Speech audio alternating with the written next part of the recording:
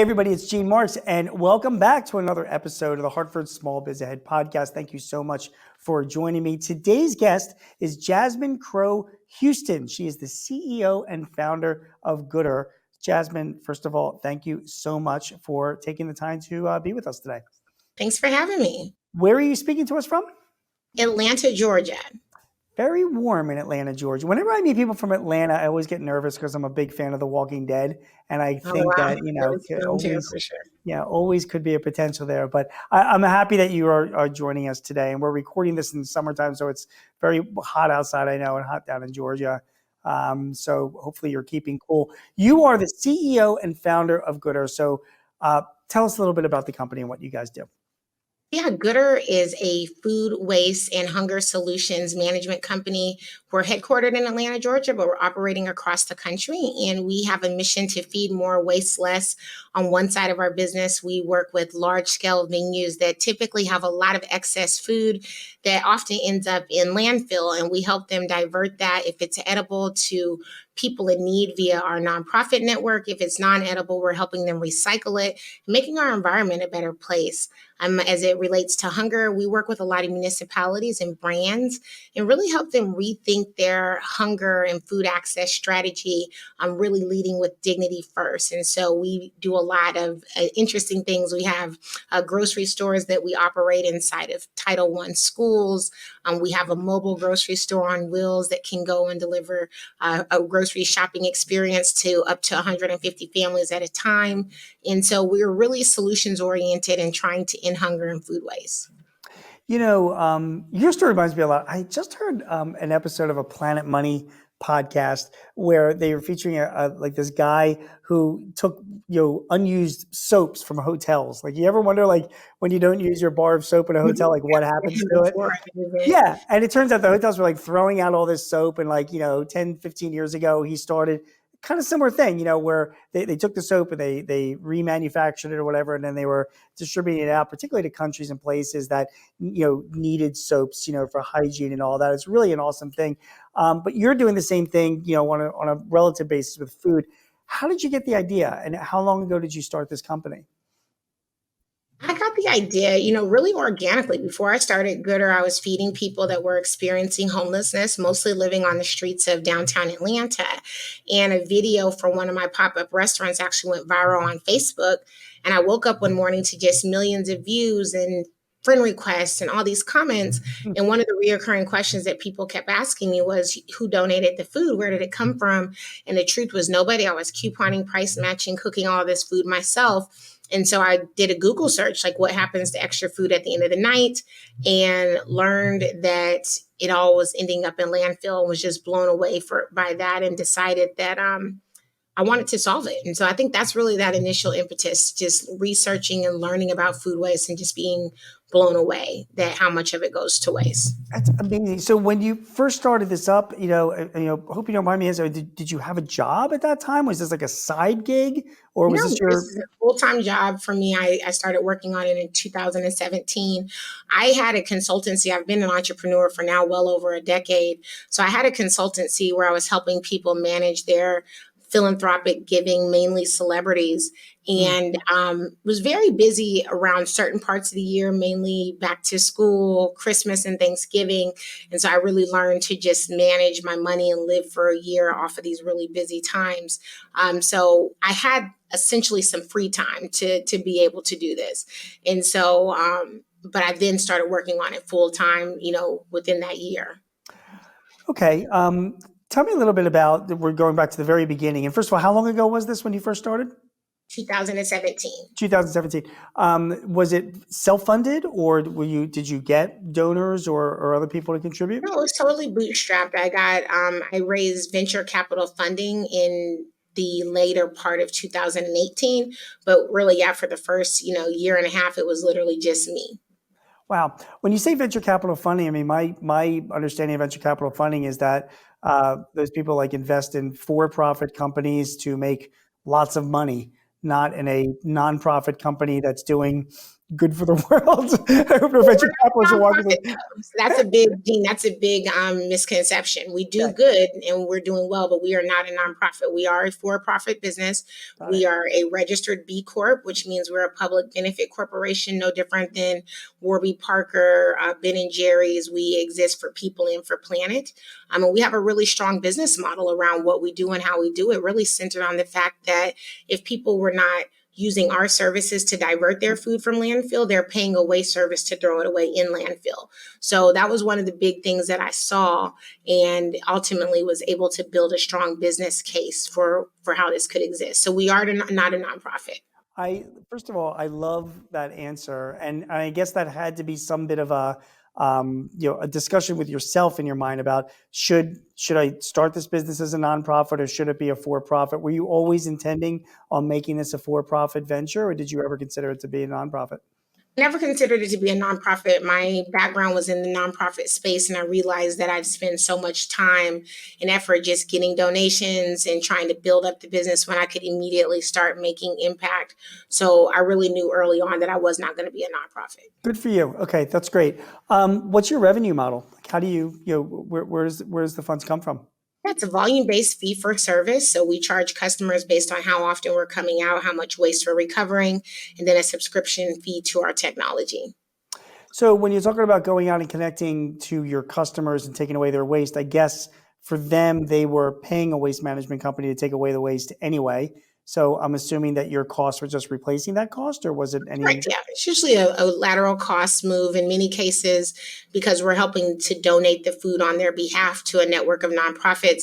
They're usually seeing at least a 4 to 5x ROI on their investment with us, which is Right. something they wouldn't typically see when it's going to landfill. How long did it take to, well, actually, before I even ask you how long it took, so right now, how big an organization is this that you're running? How many employees, just to give us an idea? Across our whole spectrum, we're almost up to 100 now. Great. And are you focused mostly in the Atlanta area still, or now have you spread out across the country? We're headquartered in Atlanta, but we're operating everywhere. Just last weekend, we were in Chicago. We have customers in Washington, D.C. We have customers in New York. We have customers in Texas. We have customers in California. So we have customers really all over the country. But Got we're it. just headquartered in Atlanta. What's your biggest headache, Jasmine? Um, I think it's just a struggle to kind of get people to be open to doing good things and trying to change the world. I think we're really caught up in the old guard. So it's, sometimes it's a headache kind of constantly trying to explain and prove why this model could work and why we should be open to new ways to solve old problems and in ways that we've done it in other ways. Dating, a lot of that is online now. Why can't we use technology to solve hunger and food waste? Why do those systems have to remain the same? Got it. Actually, before I get to the technology, which I do want to, I want to dig into a little bit with you, but you just said about convincing people to do, good things as it is. But, if I'm a restaurant owner and you came to me and said, hey, listen, instead of paying the waste management company $1, you're going to pay us $1 and we're going to take your waste off of your hands. There doesn't have to be any altruism involved. It's just, it's a business decision to decide to do that. Is that still a challenge, convincing people to do that? They just don't want to change? Yeah, I think it's especially on the donation part, because I think a lot of people have sometimes thought like, oh, if someone gets sick from the food, I can get sued. So there's Oh, been some concern there. So what we've really built into our system is really protection for that.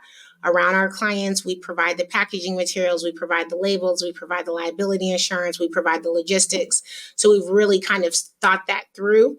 But yeah, I think there's still just it's a habit change. You always are used to putting it in a trash can. Now we're asking you to put it in a pan so that we can donate it and get it to families in a presentable manner. it's an unbelievable model, because when I say unbelievable, like a fantastic model, because there's a really unlimited supply, it seems, of excess wasted food in this country alone, and clearly an unlimited supply of people that need that food. And there's been very few people in the middle to make that connection. And it's just funny. I keep going back to it now, but the fact that you're operating this as a for-profit business makes such sense to me, because you have the motive and you can raise the capital to actually scale up an organization to do this. whereas a nonprofit doesn't have that type of incentive. Does that make sense? Yeah. Yeah. I had a feeling. Okay, let's talk about the technology. I mean, all we've been talking about, I'm picturing you going to a restaurant, you walking off with boxes and crates and bags of unused. Obviously, this is not the case. And then taking it to some charity that can actually use the food. But clearly, there's a technology platform and a logistics platform involved in the middle of all this. Talk to me about that. Yeah, so essentially what it is we inventory everything a business sells. So if you look at our mobile app or our web portal, it's almost as if you were ordering from like Uber Eats, except for ours is typically like ingredients and someone goes on, they log in and they say, I've got, 10 pizzas and, 20 pans of chicken and they request to pick up and our platform is calculating the approximate tax value of those items at the time of donation, the approximate weight of those items, and also figuring out what kind of vehicle we need to send to pick up those items based off of how much it is.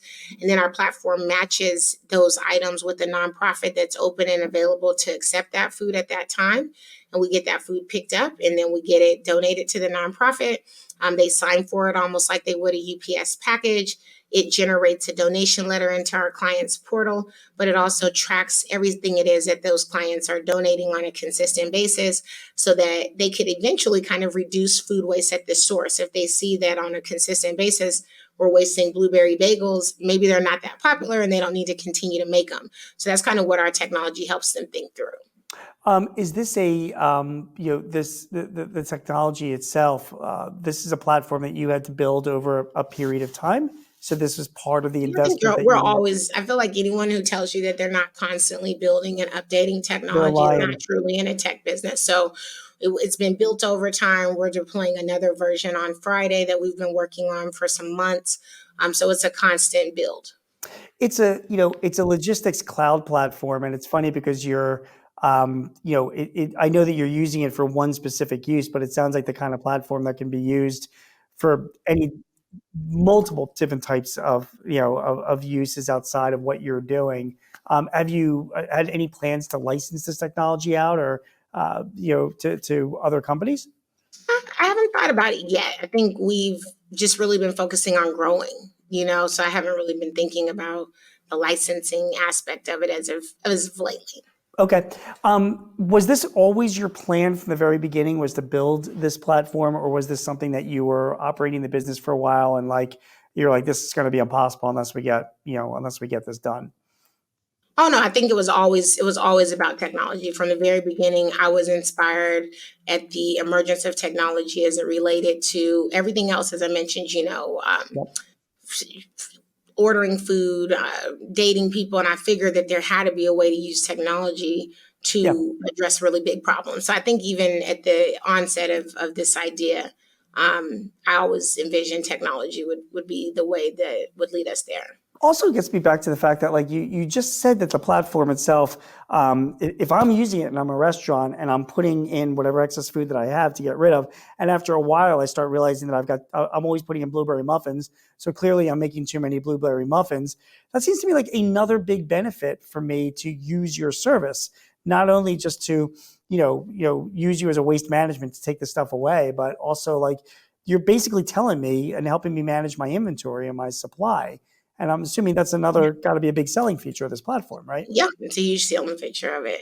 Yeah, I believe it. What's the biggest pushback that you get from your customers? Let me take a step back. Who are your customers? Are your customers the restaurants that you're going to, or is it the people that you're delivering the food to? Yeah, great question. It is the restaurants that we're going to. So we are selling, not, I wouldn't say restaurants. Remember, we focus on large scale venues. So our Sure. customers are like airports, Right. convention centers, colleges and universities, enterprise corporate cafeterias. So those are Right. kind of the customers. Yeah. And do you have a problem with supply or a problem with finding the destination of that supply? Do you follow what I mean? Yeah, I don't think that we have a problem. I think we want to scale, and we know that there's more food to get. I think sadly, the need is there. And so I don't think the problem is trying to find people that need the food. It's trying to get more and convince more people to be part of the process of donating their food.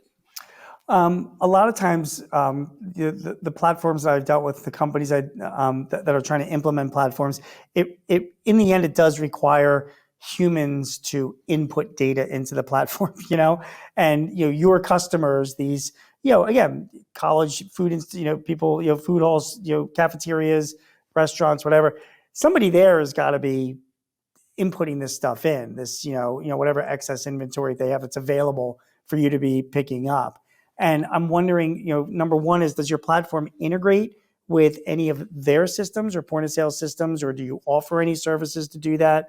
And number two is, if not, how do you convince, it's a cost to your customer to provide somebody to be keying that stuff in. So how do you deal with that Very concern? quick. I think that's the biggest piece of it. This is not something that's taking people, 20, 30 minutes. I think that was the biggest thing that we needed to make sure of when we first Okay. were building, is that we weren't doing so much of a habit forming, habit changing. So I think we focus really heavily on that. So I think ultimately for us, we really think about, making it quick, making it easy so that they could do things and be really efficient. And so that's why we inventory everything it is that they do on the front end. So we have all that information already, and we don't have to worry about making them feel like they have to rethink or retrain people. So I think we really focus on that.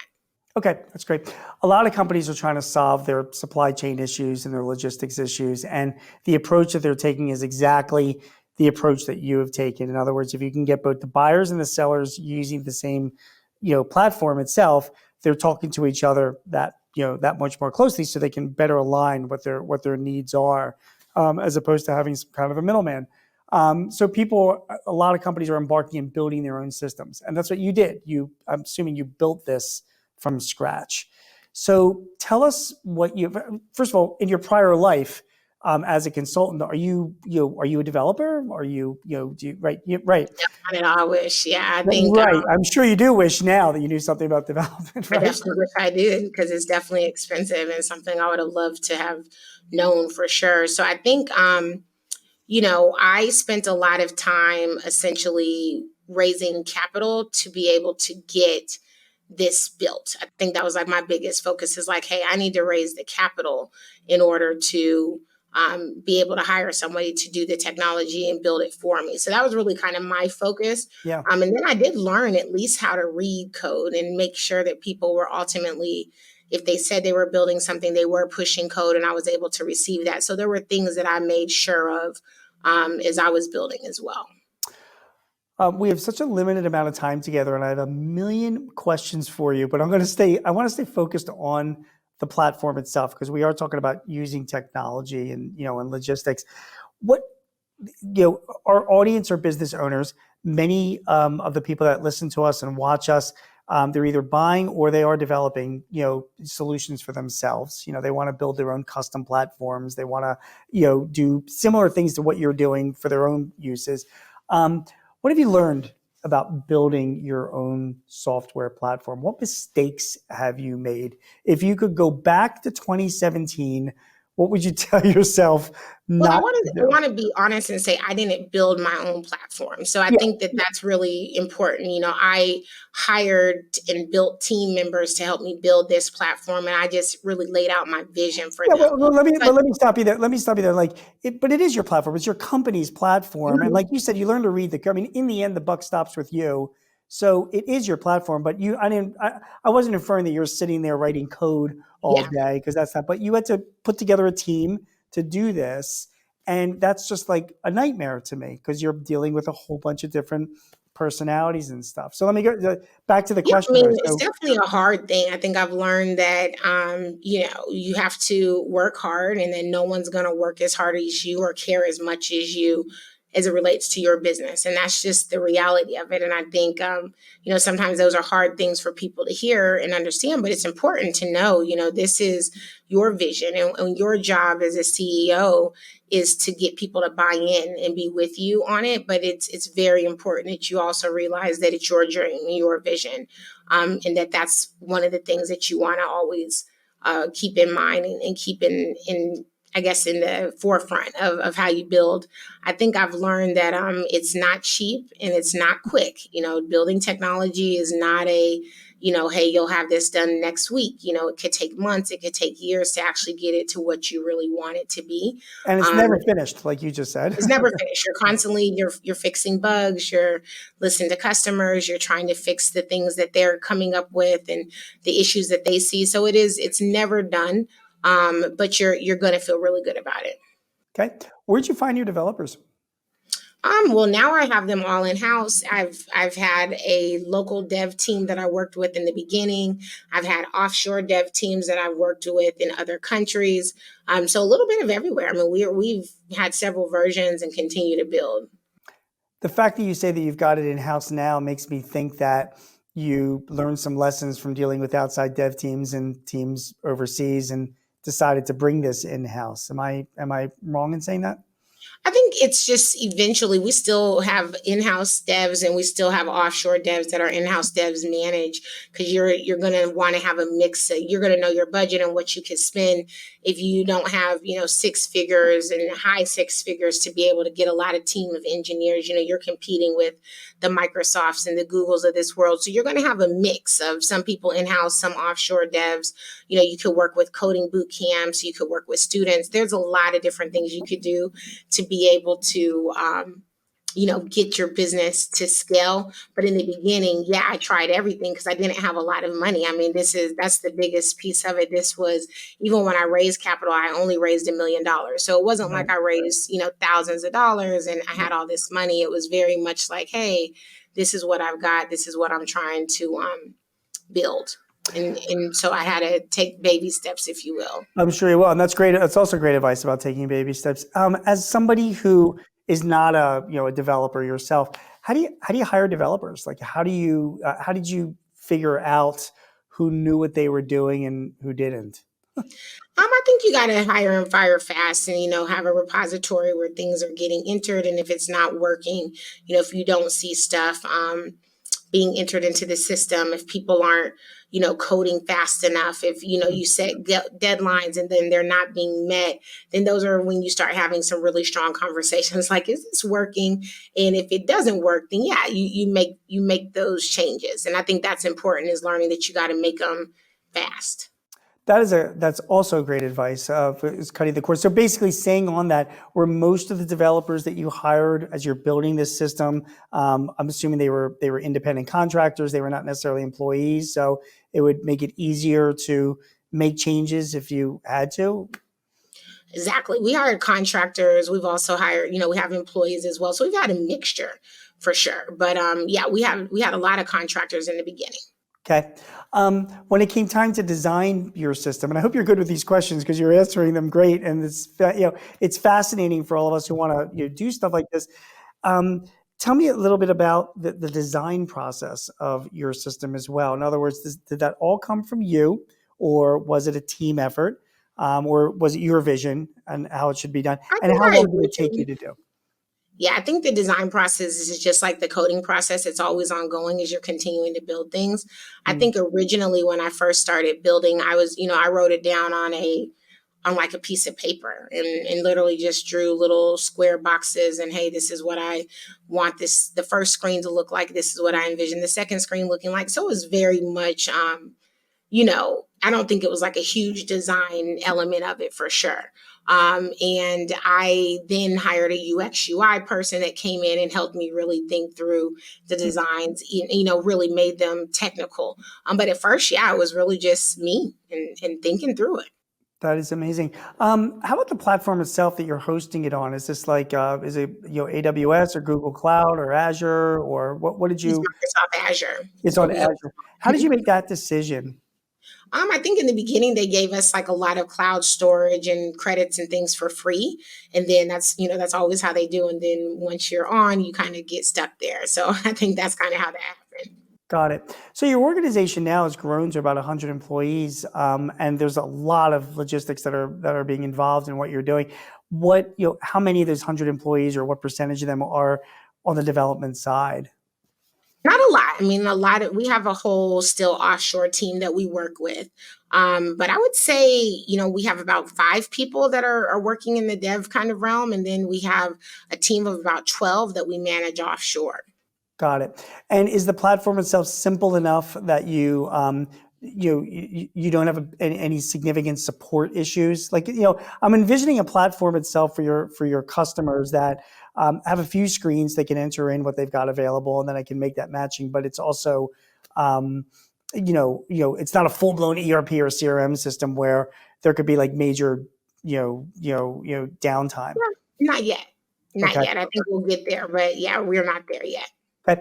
Only a couple more questions. I'll let you go because you're awesome and this has been great. Let's look towards the future.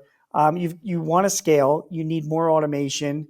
You're going to be leveraging whatever is that can help you do this better. Are you thinking about AI? And if you are, what are you thinking about? How would you use it in this situation? I mean, we're thinking about it. I mean, I really don't spend a ton of time on it. I think for me, I'm more so thinking about growing and having the business survive in this current market. I know me and my team have had some conversations when I've met with our head of tech they're looking at it from like a language, to be able to write code. Can it check code? But I can tell you that they have told me when they've tested some things, they've still found some issues. I know from like our marketing department, they've been able to use it for like some copy. Right. So there are instances of that level, but I wouldn't say that we're using it as of now in our technology.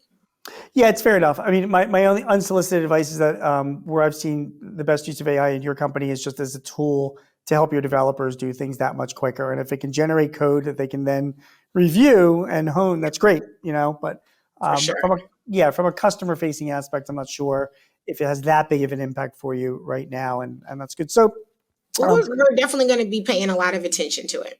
I believe you will be, and you should be. Every business should be doing that as well, and I'm sure you'll be keeping up to date as the changes, as more developments come up. Keep an eye on, Google Bard and Google Duet, and of course, Microsoft's Copilot. There's a lot of great stuff that's coming that I think is going to really benefit your business. So yeah, and I feel like my tech team is all on it. I think they're always, they're more ahead of that stuff than I am for sure. All right, that's great. So Jasmine, we've had this whole conversation really, for the most part, has been, about implementing a platform for your business. And really, it's a custom application is what you've written. And you've shared some great advice and experiences as to how that went. Do you have any, I believe me, I'd love to have you come on back, and talk a little bit more about the business itself. And some of the other issues that you're dealing with. I want to know where you're finding people. I want to know how you're dealing with your customers back and forth, how you're finding customers, a whole bunch of stuff. But just on the technology side, because that's what I wanted to focus on this time. Is there anything else that you've learned from building this platform that you think is important for our audience to know, or business owners who are thinking of doing their own thing? And again, you've shared so much great information. I'm just wondering if I've left anything out. Not that I could think of, again, I just would say patience and, if you believe in it, if it doesn't come tomorrow, that's not the end of the world. It still can happen, but definitely be patient and, think through the timing and what can you do with the smaller amount of resources that you have, I think is also really important. So just think through that. Like, if you don't have $1 million today, what are the opportunities? What are the things that you could do right now with what you do have? And I think that is something that if more businesses kind of built that way and thought that way, I think you wouldn't feel like you don't have it all together. You just got to do what you can with what you have and know that it will come. That's great. That is great. Jasmine Crowe-Houston is the CEO and founder of Goodr. Jasmine, what's your website, if you can share that with us, please? Yes, it's goodr.co, GOODR.co. Fantastic. Jasmine, thank you so much. Again, would love to have you back in the future. You're awesome, and your company's doing great stuff. And I've learned a lot from this conversation, and I'm sure our audience will as well. So thank you for spending the time. Thanks so much, guys. Have a good one. You too. Everyone, you've been watching this Small Biz Ahead podcast from The Hartford. Thank you so much for joining us. If you need any tips or advice or help in running your business, please visit us at smallbizahead.com or sba.thehartford.com. My name is Gene Marks. Again, thanks for joining. We will see you again soon. Take care.